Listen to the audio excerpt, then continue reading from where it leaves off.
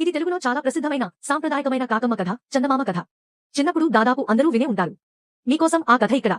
అనగనగా ఒక రాజు. అనగనగా ఒక రాజు. ఆ రాజుకు 7 కొడుకులు. ఒకరోజు ఆ 7 కొడుకులు వేటకు వెళ్లారు. అడవిలో ఎంతో వెతికి చివరికి 7 చేపలు పట్టుకుని ఇంటికి తీసుకువచ్చారు. ఆ చేపలను ఎండబెట్టడానికి ఇంటి రచ్చబండ మీద వేశారు.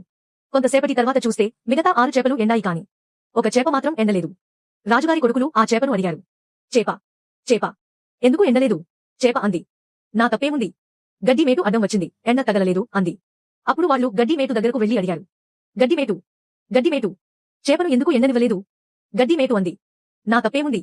ఆవు నన్ను మేయలేదు అంది. వాళ్ళు ఆవు దగ్గరకు వెళ్లి అడిగారు. ఆవా, ఆవా, గడ్డిని ఎందుకు మేయలేదు? ఆవు అంది. నా తప్పేముంది? జీతగాడు నన్ను మేపలేదు అంది.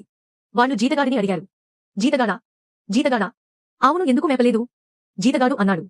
నా తప్పేముంది? అవ్వ నాకు అన్నం పెట్టలేదు అన్నాడు. వాళ్ళు అవ్వ దగ్గరకు వెళ్లి అడిగారు. అవ్వ, అవ్వ, జీతగాడికి అన్నం ఎందుకు పెట్టలేదు? అవ్వ అంది. నా తప్పేముంది? పిల్లవాడు ఏడ్చాడు, అందుకే అన్నం పెట్టడం ఆలస్యమైంది అంది. వాళ్ళు ఆ చిన్న పిల్లాడి దగ్గరకు వెళ్లి అడిగారు. పిల్లవాడా, పిల్లవాడా, ఎందుకు ఏడ్చావు? పిల్లవాడు అన్నాడు. నా తప్పేముంది? చీమ నన్ను కుట్టింది, అందుకే ఏడ్చాను అన్నాడు. చివరికి వాళ్ళు చీమను పట్టుకుని అడిగారు. చీమ, చీమ, పిల్లవాడిని ఎందుకు కుట్టావు? దానికి చీమ నవ్వుతూ అంది. నా బంగారు పుట్టలో వేలు పెడితే కుట్టనా మరి అంది.